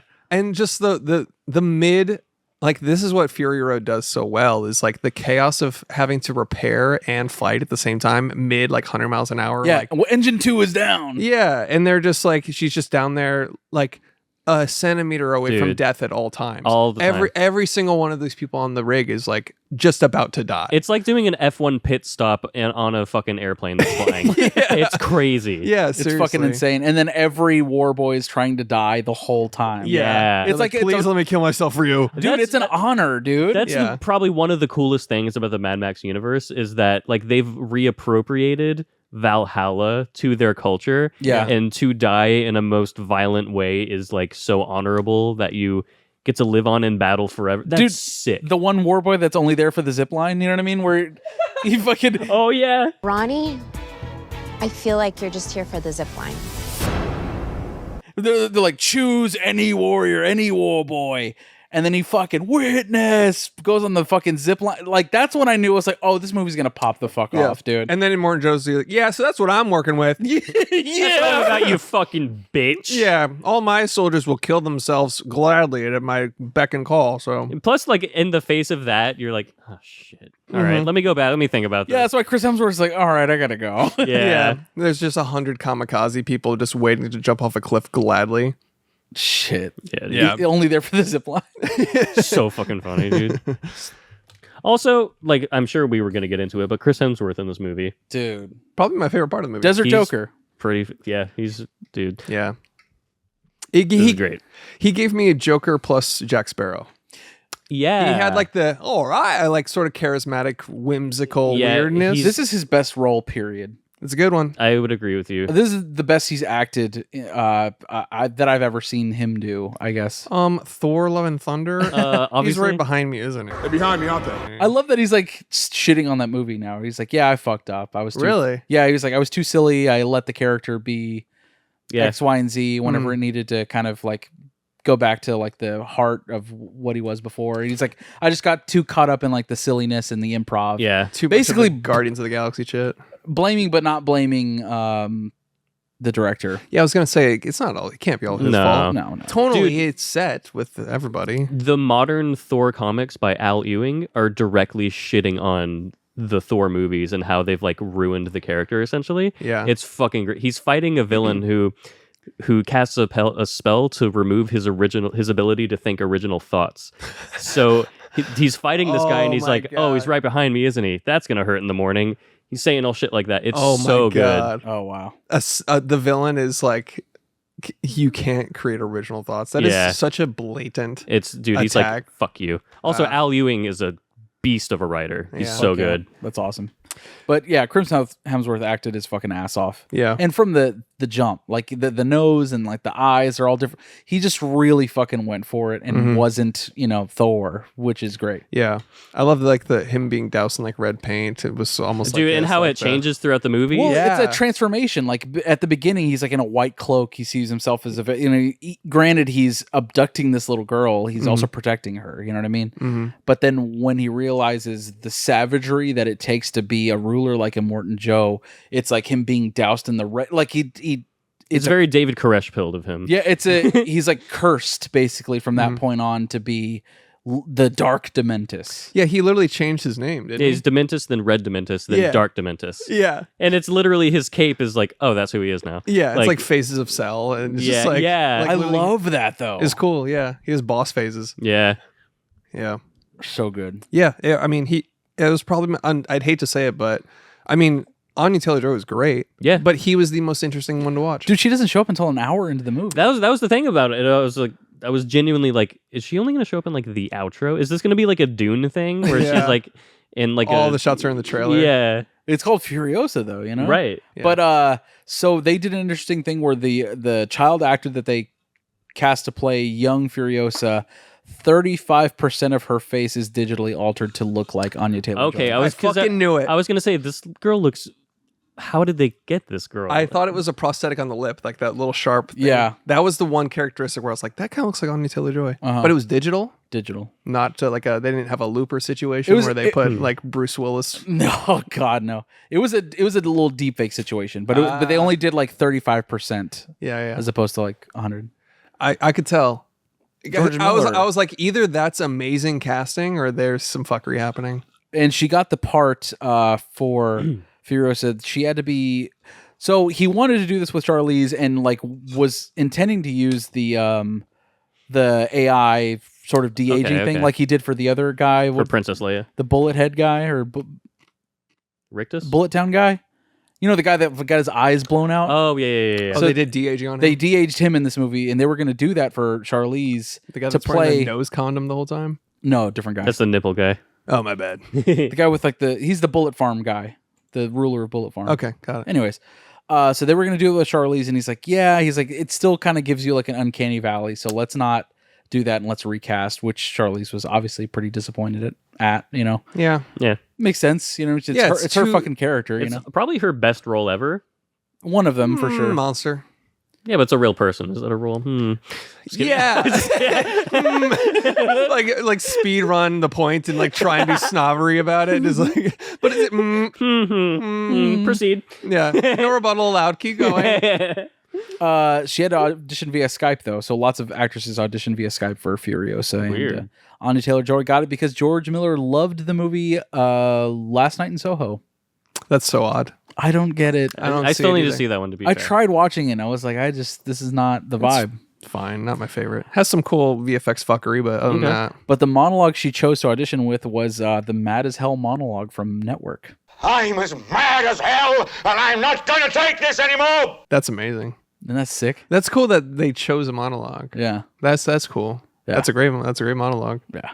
You ever seen Network? I don't. Scary how much it holds up. Dude, it's so fucking good, man. It's like from the 70s. This Anchorman just goes fucking ballistic. Okay. And speaking of auditions, Chris Hemsworth auditioned for Max in Fury Road. And he didn't get the part because he wasn't like a big enough actor at the time, even though he's Australian. But that was before Thor even came out. So he was in the running that eventually went to Tom Hardy. But honestly, dude, thank goodness, because we wouldn't have gotten his Dementis. Yeah. I think, yeah. Like, he lucked out. And of course, being Australian, he fucking grew up watching the Mad Max movies, and he's like, dude, what the fuck? Like, I'm going to fucking audition for this. It's their biggest cultural export. Exactly. Yeah. Next to spiders, dude. Yeah. Just spiders that are Next bigger to than you. deadly fucking animals in general. Yeah. But yeah, thank goodness, though, because Dementis, dude, I don't think anybody else could have really played that as well as he Dude, did. yeah, that was fucking hard. Another casting note, Yaha Abdul Mateen, our boy from Candyman, and then also the Black Mirror episode Striking Vipers. Ah. He was the original Praetorian Jack. He was cast Wow. as Praetorian Jack. That would have been hard. Which one's Praetorian Jack? The guy that drives the war rig. Oh, okay. Yeah. So he was originally cast and dropped out due to scheduling conflicts. But damn. I mean, the guy they got, honestly, he gave me like, I haven't seen them, but he gave me like OG Mad Max vibes. Yeah, that's how I felt too. I mean, there's a guy with a cleft lip in the Mad Max series. Okay. So like they were like direct comparisons to him. Mm-hmm. But he's granted, wearing a leather jacket. He looks like Mad Max. Yeah, I thought that's what they were trying to do. I thought they were trying to be like, look, it's Mad Max. Yeah. Yeah. I see what you're saying, but like definitely an ode to like the original films for sure. But I thought he was fucking awesome. He was great. Even though I would love to see Abdul Mateen, but yeah, he'd have been good. He gave me like a great value, just Dread vibes. What's his name? Carl Urban. Oh, he gave me Carl Urban vibes. He was the vibe for this movie, though. He was pretty perfect. At first, I was like, "Oh, a love interest," and then the more it sat with me, I was like, I like it. I like it. I didn't really feel like it. Almost felt like a mentorship, like paternal. It felt like we're equals in our savagery. It felt like a love. I mean, obviously, it became a love interest after a while, but they didn't like hammer it home or anything. No. There was that one shot of them like. Yeah, they didn't even like kiss. They're embracing in a way. Yeah, that's what made it more like a mentorship thing. Like, because there wasn't like there could have been a love interest, but just done really subtly. That's possible. But the vibe I got was like, you're the one guy not like oppressing and being a piece of shit to me because I'm a woman. Right. Yeah. Like, you saw me for what I am and not like just, he was like, you're pretty fucking badass. Dude, you're fucking getting shit done and shit. The way that he convinces her too, where it's like he kicks her out of the truck. I basically, love that. That was so cool. Drives off, and then he's like, "What were you gonna do? Where were you gonna go? There's nowhere to fucking go." Yeah. And then basically convinces her. He's like, my crew's dead. I figure I need to start with you. Yeah. It's just like, fucking, let's go, dude. He's like, I saw everything you did back there. Yeah. Like, that was amazing. Yeah. So, would you like to join my crew? You keep your head, shit like that. But when she got kicked out, that to me, it lingered so long, but it was so poignant to say like, oh, if you're in the desert, you're nothing without a vehicle. So dead. As soon as you're off some wheels, you're fucked. Like, it was dead silent, and she literally looked around confused, like, I don't know what to do now. Yeah. Yeah. I think that, like, for a second, I was like, she's like, limping in the desert. Yeah, where do I choose to start walking? Yeah. Like, yeah. But also, like, when the camera in the story is following an entire fleet of cars fighting for 100 miles an hour, and then all of a sudden you just stop and the cars are gone. Yes. It's just like, literally deserted. yeah, like, well, You're okay. deserted, like dude. structure. Oh shit. Yeah, but like structurally, that's like a genius move. 100%. Like, Yeah.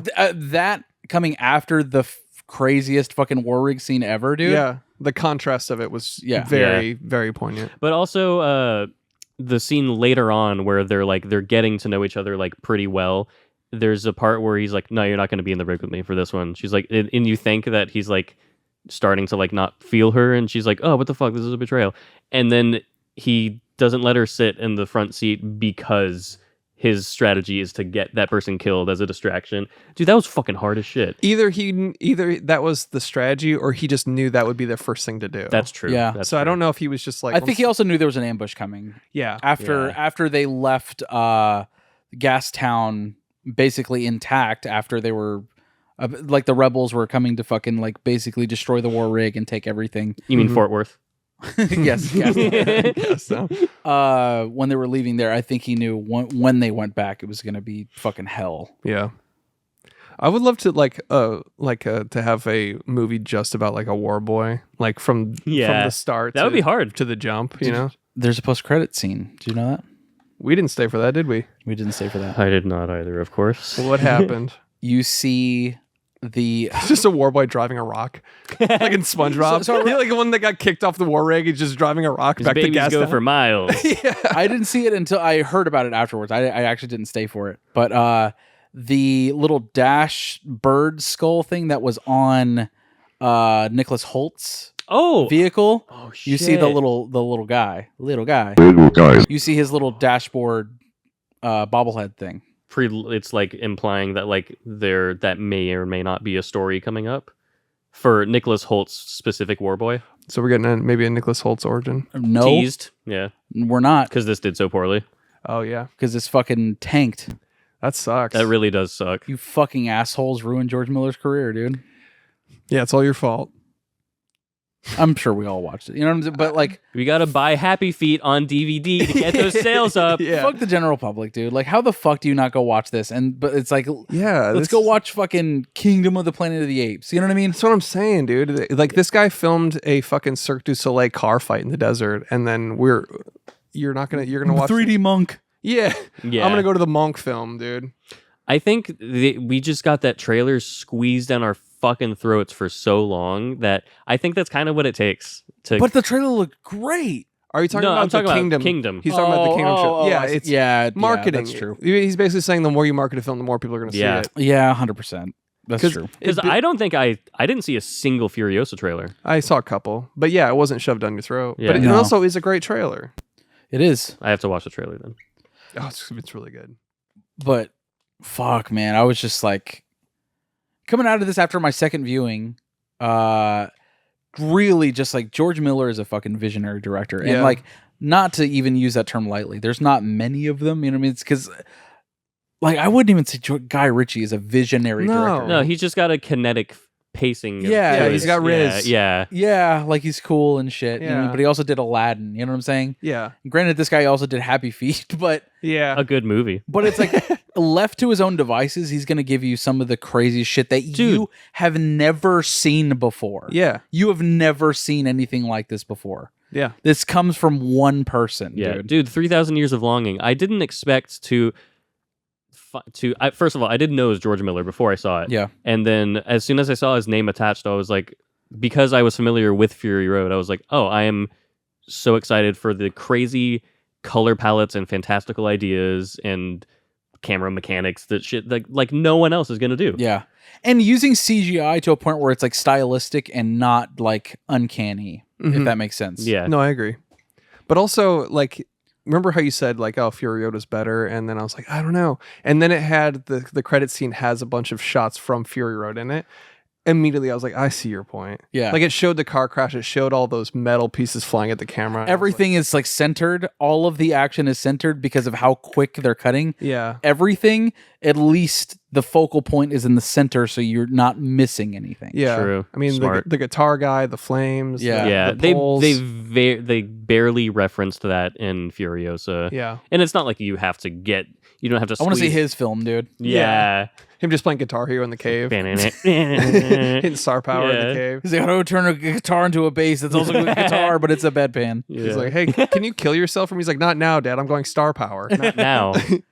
Witness me do this. I'm 11 minutes into Freebird. Yeah. Yeah, I don't know. It's he's a visionary. Like truly visionary. 100%. That term is thrown around too willy-nilly now. Yeah. Can we talk about Chapter 5, Beyond Vengeance? Can we talk about how chapters just didn't need that?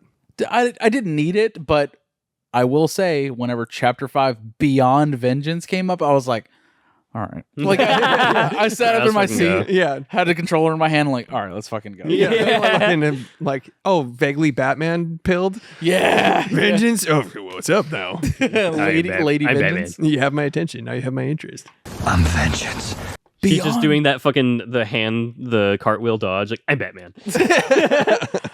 Beyond Vengeance, though, dude, are you fucking kidding? Okay, so that's a hard title. I'll go through the chapters: the Pull of Inaccessibility, Lessons from the Wasteland, the Stowaway, Homeward, whatever. Homeward Bound. Yeah, I don't care about any of those, but Chapter 5, Beyond Vengeance, dude.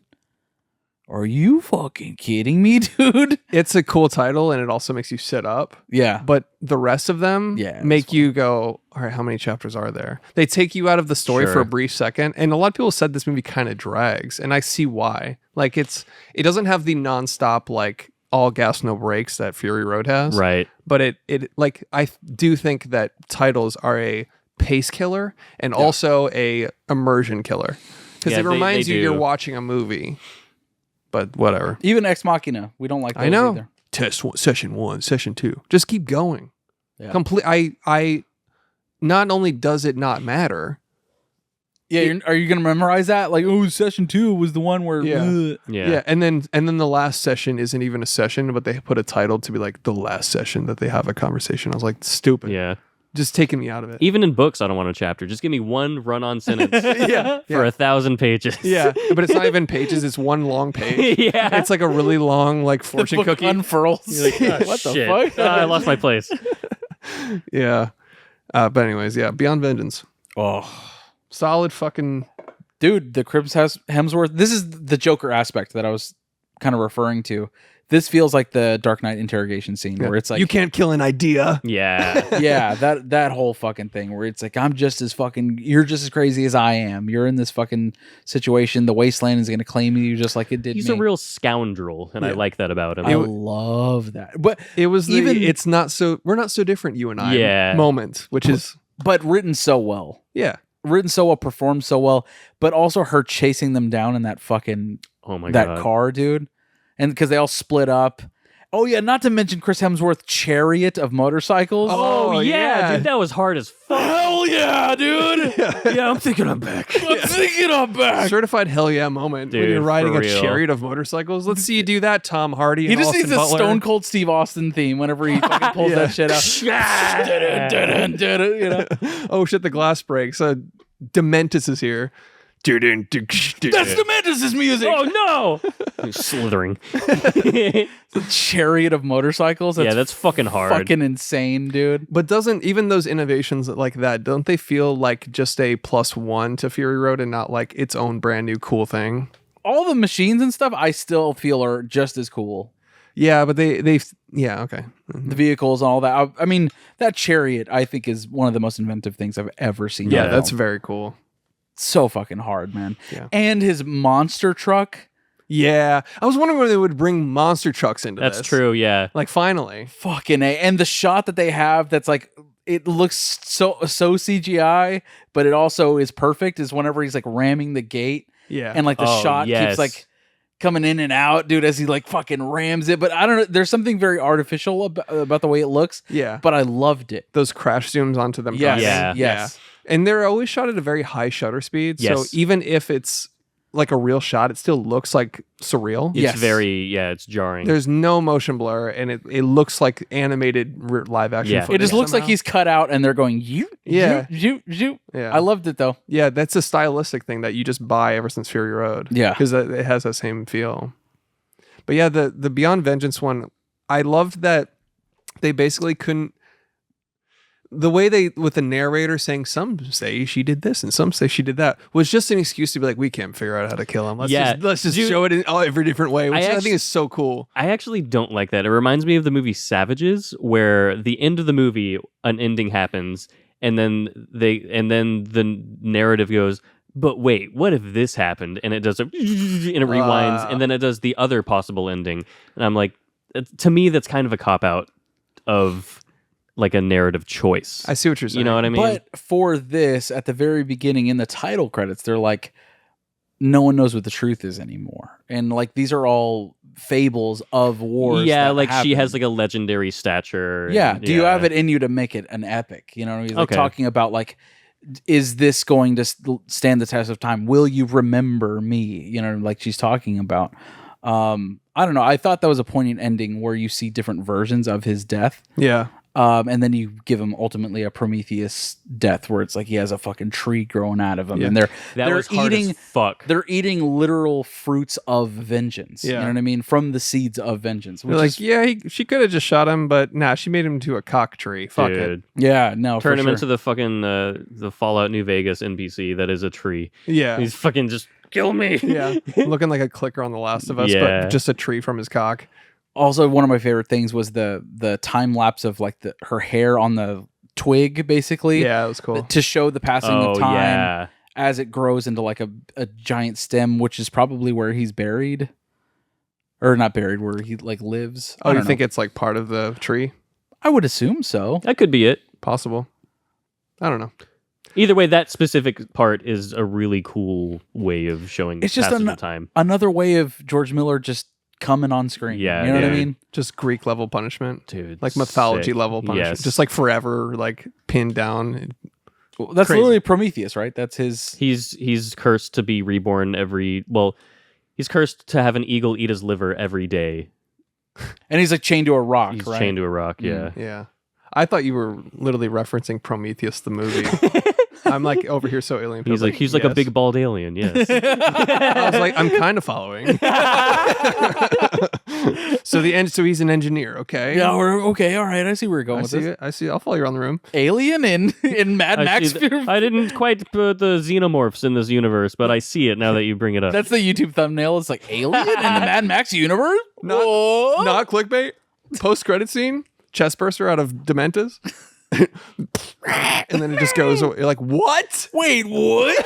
What the fuck? Then a predator comes in and hits the gritty. You're like, what is happening? It just turned into Fortnite. Yeah. Fortnite, the movie. Peter Griffin is like, hold on, guys. Allow us. Holy crap. Peter Griffin will return in Furiosa. Oh, dude. Also, I want to shouts to Furiosa's mother, dude. Charlie Fraser in this movie. Great actress. Great fucking actress. She was hard as shit. That opening chase was really good. That was fucking sick. She's an Australian fashion model. She's been in one movie ever, and it Good was for her. Anyone But You. That's where I saw her. I was wondering where I saw her because she did look familiar, and I just watched that recently. Yeah. She did great. She was fucking badass, dude. Yeah. She was really fucking cool. Did you notice how much of the chases were shown and not told? Like no music, no nothing. Yes. Just Yeah. like watching somebody like track someone. Yeah. It's so cool. Showing her driving away and then the winds sweeping away her tracks. Yeah. Just, dude. But they're like, how are they tracking? And then you see dogs like sniffing the blood on the ground. Oh, yeah. And just like hopping Great. on another bike and taking their bike and switching the tires and doing like, and just The weird Lego switching of like how they've yeah. gerrymandered these new types of bikes to be able to be so quickly interchangeable. Like, Yeah. Oh, yeah. I love that. But also like it to me, like it's not like they were all like cross compatible. It was just like, we'll just throw this on here and fucking hit the gas. Yeah. Yeah. Like to me, it was just everything's so Frankenstein in this universe. Yeah. You just roll with it. Yeah. Where it's like, yeah, let's just fucking every single car is 20 cars put together. So Oh, dude, the maggot healers. Remember that? oh, that was brutal. That's That a real was thing. so hey, stick fuck- around, lady. It'll be fine. She's like, why are you running away? Why are you running? Why are you running? I'm in the death den. why are you gay? Why are you gay? You are a trans. You are gay. You are gay. Who said I'm gay? Why are you dismembered? Dude, I actually saw an interview with Adele last night. I watched these compilations on YouTube called Pop Culture Moments, and it's Adele being interviewed by a Swedish lady who's really struggling with the English language, and I guess her like boss is like overseeing the interview, sitting on the couch next to her, but he's just an old Japanese guy going every 2 minutes. It's so fucking funny. She's like, am I getting punked right now? Yeah. Is this the Eric Andre show? Dude, I want to send it to you. It's right. so fucking funny. Sounds like top tier cringe. All right. The Maggot Healers was good world. Yeah, that was fucking hard as maggot shit, dude. healers. Yeah. Just so much. Dude, I was like really like, ugh, whenever they showed so it's like Furiosa as a little kid being brought to Morton Joe trades for her. Basically, he's like, "All right, fucking what's his name? Dementis. He's like, all right, I'll give you full food and water. I'll increase the shipment that you receive, but I want her and I want him. Mm-hmm. She'll be one of my wives." It's like, okay, all right. Like basically I'm sitting in the theater like, all right, how are we going to do this? And then Rictus, dude, the fucking giant son who's like obsessed with babies, I guess. Seems that way. Kidnaps her in the middle of the night, dude. And I was like, all right, man, how are we going to do this, dude? Hey, pump the brakes, George. Yeah. Where are you going with this one? Georgie, calm down, buddy. Chris Hansen's going to bust in if you're not careful. Why don't you have a seat right over there? Okay. He has like little baby parts on him, like everywhere. I was just like, oh, fuck. Here we go. Sniffing her hair. He's like grabbing her fucking limbs and like looking at her. Oh, God. I was just like, all right, this isn't good. And then she escapes. I was like, whew. Yeah. All right. Think. The studio's like, can we cut that one scene? Like, yeah. Which one? Which one? What do you want to elaborate? Let's hear it. Which one? Which one? All right. Yeah. I don't know. That's my butthole's getting a little tight during that scene. It was a bit rough, but I was like, you know what? I know how this shakes out. I'll trust George Miller. I was like, he's a visionary. I trust him. I trust him. In a post-apocalyptic world, that would happen. What else we got? Anything? All right. So I have Right People. Okay. All right. Okay, let's go. It's just a picture of us. Just replays the first hour of this podcast. This is a quote from Steven Soderbergh. Let's go. Who talked about Mad Max Fury Road. It's kind of a long one. Fury Road or Furiosa? Furiosa, my bad. Oh, okay. The ability to stage well is a skill and a talent that I value above almost everything else. And I say that because there are people who do it better than I'll ever be able to do it after 40 years of active study. I just watched Mad Max Fury Road. Oh, he's talking about Fury Road, sorry. I just watched Mad Max Fury Road again last week, and I tell you, I couldn't direct 30 seconds of that. Hell yeah. I'd put a gun in my mouth. It's so much further than he needed to go. Yeah. I don't understand how George Miller does that. I really don't. And it's my job to understand it. I don't understand two things. I don't understand how they're not still shooting that film, and I don't understand how hundreds of people aren't dead. Yeah. I love when other, like, masters of their craft give it up for people like that. Steven Soderbergh, dude. One of the most, like, active directors, one, and then one of the most, like, tedious directors too. Like he's very he kind of directs everything with a fine-tooth comb. So for him and his brain to be watching Mad Max Fury Road and being like, I'd put a gun in my mouth before I did this movie. That's so funny for him to say, I'd literally kill myself if I directed that. But that's the thing about like a movie like that is like no one can just come up with that. That's because it's George Miller. And that's Steven Soderbergh, dude. Not only come up with that, execute that. Yes. Can you imagine being like, you can be like, there's fucking explosions and war rigs, and coming up with it is one thing. Yeah. But being like, do it now. Trudging through that logistical nightmare. Yeah. They're like, he's probably, dude, it's unbelievable. It really is unbelievable. Yeah.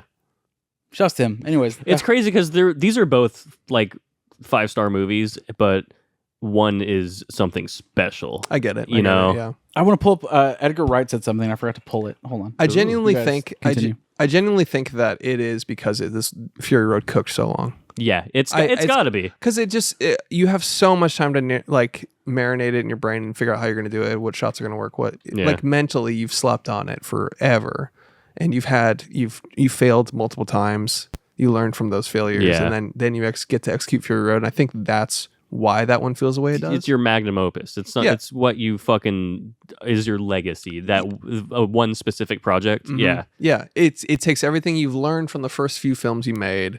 It's the culmination of all your. Yeah, it's True Detective season 1. It was cooking so long. Yeah, not to say Furiosa season 2 though. Jesus. No, Christ. God no. But yes, it's season 3. Yeah. Still really fucking good, and I like it a lot, but it can't hold a candle to it. I agree. Another Wright person, Edgar Wright, said, even though I understand what it makes to make a film, I still don't understand how Dr. George Miller does it. I was lucky enough to see Furious a month ago, and I'm still reeling at how films like his exist. It's so intricate, detailed, and immersive. The planning and love that have to go into staging, blocking, and design are just unreal. Hats off to George and his team for giving us 45 years of imaginative, visceral cinema. Shout out to that. Dude, yeah, if you gave me my whole lifetime and just told me to like replicate a scene, I couldn't do it. Yeah, You know? I'd no literally fucking put way. a gun in my mouth. Yeah. No fucking way. Yeah. Dude, it's like he said, the staging and blocking. So many things. How the fuck? How the fuck? So many things in this movie just go right past. Like, just things that are so world building and detail oriented that keep you immersed. Like, it could be something as simple as opening a glove compartment with like a weird tool, and like, it could be as simple as that, like an act like that, or even the shifter having some sort of thing like it always does. The world building just in inanimate objects that are on screen for half a second. Yeah. It's unreal. Fucking unreal. And not a single thing could be created new. Every single piece that they used had to be like from a junkyard or like, just like an old car, basically. Like not a single new product. Yeah. See, I understand why Tom Hardy was like, when he was on, he said he was kind of a diva on Fury Road, and he apologized to George Miller for that, because I guess he famously clashed with Charlize Theron and like. Oh, right. And he's one of those actors. What is it? The method actors, where it's like he didn't want to be on set because he's like Max. He's like in that mode where he just doesn't want to be a part of anything. I don't know. Yeah, but can you imagine walking onto a set like with some sand around you, covered, like surrounded by lights and green screen, and just being like, "What are we doing?" Yeah, you can't fathom what's going on. And he said this. He's like, I could not fathom what was going on in George's head, and I didn't believe the vision until I saw it. He was like, when he was just. He said he didn't have faith until he saw the finished product. Wow. But I've heard that about a lot of movies. Is like actors will sign on for something and basically it's a gamble as to whether it's good or How not. could you, dude? Yeah, how can you know? Ben Affleck's like, yeah, I'm glad I did Batman. Fuck. You know what I mean? Yeah. Like, come on, dude. There's no knowing, because there's so many things that can go wrong in a film. Yeah. There's just too many studio variables. interference, just an inability to achieve your vision. Yeah. A million things can go wrong in a film. Yeah. That's like why they're famously, it's like one of the hardest art forms. That's why it's a miracle when it happens. Which is great whenever you have like actual great directors of our time being like, I don't know how the fuck he did it. Yeah. I don't know how he did it. And that's got to be like the biggest endorsement. You know what I mean? 100%. Yeah. So shouts to George Miller, dude. Like, all that being said, even though it's not on the same level for us as fucking Fury Road, still a banger. Fuck, like comparing this to anything else I've seen in the last year, you know what I mean? Like, and we saw an IMAX. Like, it's a ride. Fuck yeah, baby. It's a fucking ride. Fuck yeah, BB. Where'd you watch it, Alex? Standard. Oh, but in a theater though? Yeah. Good for Standard Cinemark ScreenX. Of course. My preferred method of viewing.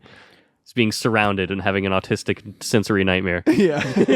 I want a movie on the Organic Mechanic. I like that guy. Oh yeah, I actually do like that guy. Yeah, he was interesting. He's just an interesting guy. Yeah. And he brought back all of the same, most of the same production team on this movie too. So that's the same awesome. Composer, Junkie XL, who also did Batman v Superman, for those that don't know. Costume designer, his editor, who's his wife, production designer, and sound mixer, who all were nominated for Oscars in the year that Fury Road came out, which we talked about. I saw this really cool feature out on the sound design where he's like, yeah, engines don't do this, but you have to constantly have them revving for it to be fun. Oh, shit, yeah. Like whenever you see a car on screen, it's going, "Roar!"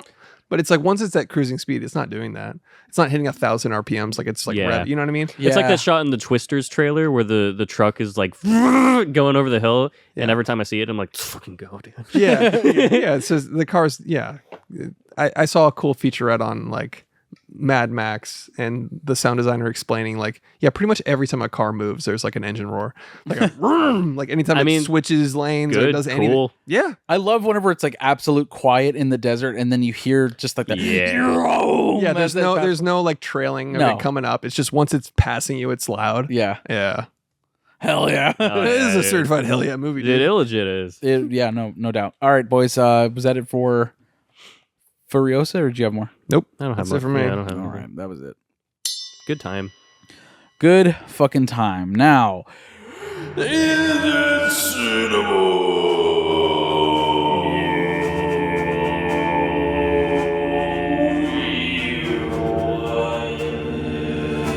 to determine whether or not Furiosa Mad Max Saga is cinema or not cinema. I think we've sucked this movie's dick enough. Or ate its box from Furiosa. Time to come. Time to witness me. What do we think? With cum. All right. Yeah, it's cinema for me, of course. for sure, absolutely cinema. Yeah.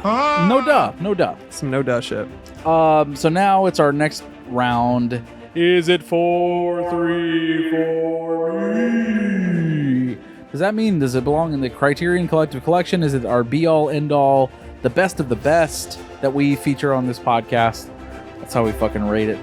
I'm gonna go first and say absolutely fuck yeah. 4-3 for me. Alexander Alex Wilson. Definitely 4-3. So fucking cool, dude. Yeah. Christopher H. Collins. I don't know if I will own this one, but regardless of that, it stands proud in the 4-3 category. For me. It does. Fuck yeah. That was us in the IMAX screening. Yeah. yeah.